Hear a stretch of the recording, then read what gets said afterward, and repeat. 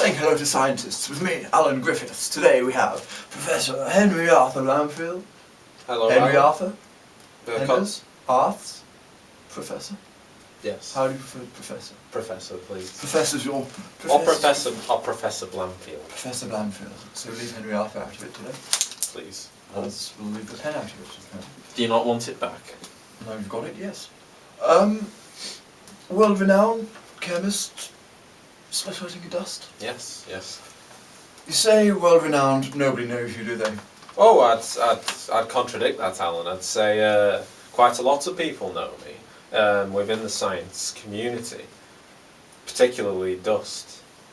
What have you actually done for the world? Have you contributed anything to the world? Oh, I'd like to say so.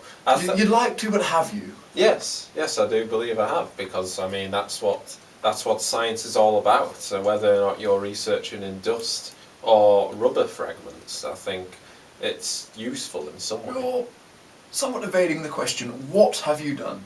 Well, I've found out many dangerous particulates in a lot of dust, which has been overlooked for literally centuries, Alan. You know, and my research has been focused on roadside dust in particular, and not just looking at what the obvious dangerous elements are, but of you know, what happens when these things come together and mix with other dusts, which can be quite dangerous and catastrophic outcomes. Indeed. Where's worst? Leeds?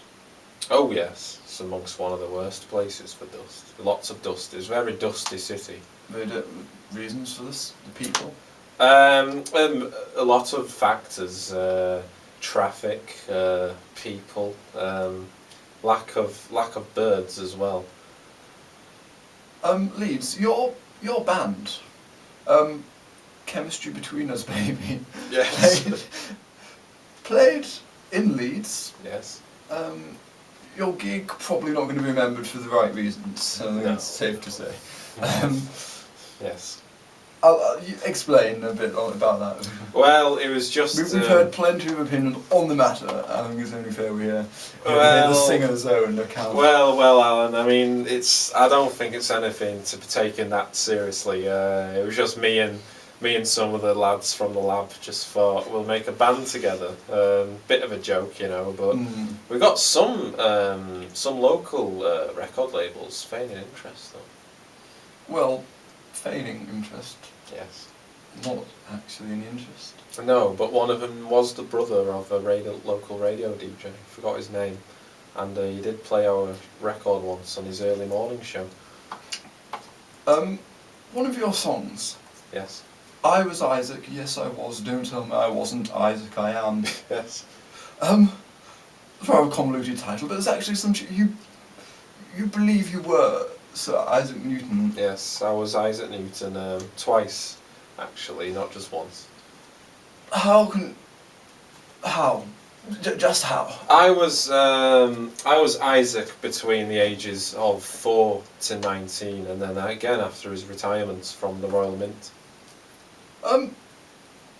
Bollocks, is what I have to say. No, it's not. For start, Isaac, the Apple story. Yes. Following me ahead. Yes. Bollocks. Well, I don't believe it for a second. You knew. Well, I didn't actually, because that happened after he was 19, so I wasn't experiencing Isaac at that time. Isaac was. Well, then how can you say it wasn't bollocks? Well, that's what you just said. It's not up to... I don't know about the Apple. Well, anyway, I'm saying it's bollocks. On that theme. Yes. Your dust study. Now, obviously many types of dust. Yes, yes. You've been... Is it 90% of dust is skin flakes? Skin, bits of kitchen dirt in general, bits of machinery. Focus on the skin. Your study, you've been working with religious groups. Yes. Ex-religious groups. Yes. About creating prosthetic foreskins. Yes. Well, this dust. Well, yes, it is predominantly made of dust, because we found that when dust is actually binding together chemically, Yeah. It's got very, very good stretching properties as well as hygienic properties as well, which of course is perfect for the role of a prosthetic skin. Yeah, and obviously it's a big hit with ex-Jews, your biggest customer. Do you like them? Well, I guess with any people, you got to judge them on the merits. I mean, one of the secretaries I had was a horrible person. She wasn't an ex-Jew. Don't know what she was. I never asked. I didn't really care that much. But you're a lovely person, I must say. Thank you.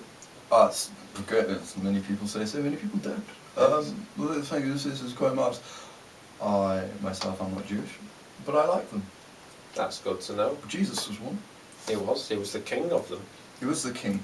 King, queen. Let's talk about one. What happened with Kerry K, and more importantly, do you still have the golf clubs?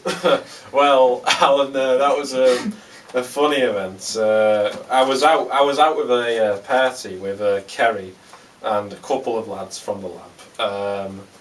And who else was there now? I think it was Bruce Forsyth. He was there. We're on a golfing trip. Sounds dreadful. Well, yes. It was very dreadful, mainly because of the weather.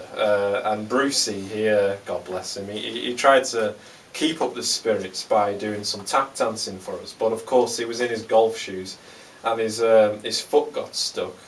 And well, you can imagine, he fell over. He knocked Kerry over, and then yeah, she got quite. I don't think that quite explains the photos in the newspapers, though. No, well, you see, as you can imagine, the way people fall, the camera angles, it did, we look a bit suspect, but as for the golf club, they weren't mine, the golf clubs, so ask John. I just don't get how they got there, but anyway, it must have hurt the pain. I'm sure it was more than that of the viewers. We're coming to an end. Any questions for myself? This is the bit where I kind of allow the question to say hello to me. I'm just wondering, where do you get your hair done? I don't. It's how it is. I mean, I do it at home. Right. I have a technique with a vacuum cleaner, which instead of hairdryer blowing the air out, I thought I'd try drying my hair one day by sucking the air away. That's a very good method. I should try it myself. And it works. It's got the effect. It's got the volume. And it takes away any loose hair and dandruff. It's quite good. Yes. Do you use the vacuum cleaner to dry other stuff? I tried drying a dishcloth. It caused a great jam and an awful smell of burning. Oh dear. I haven't done it since. My wife tried crockery once. Had to replace the whole set. Replaced the wife now, haven't you? Yes. We shouldn't go into that. Anyway, that's enough from us today. Thank you very much. Next week we'll be on with Alan Titchmarsh. Thank you.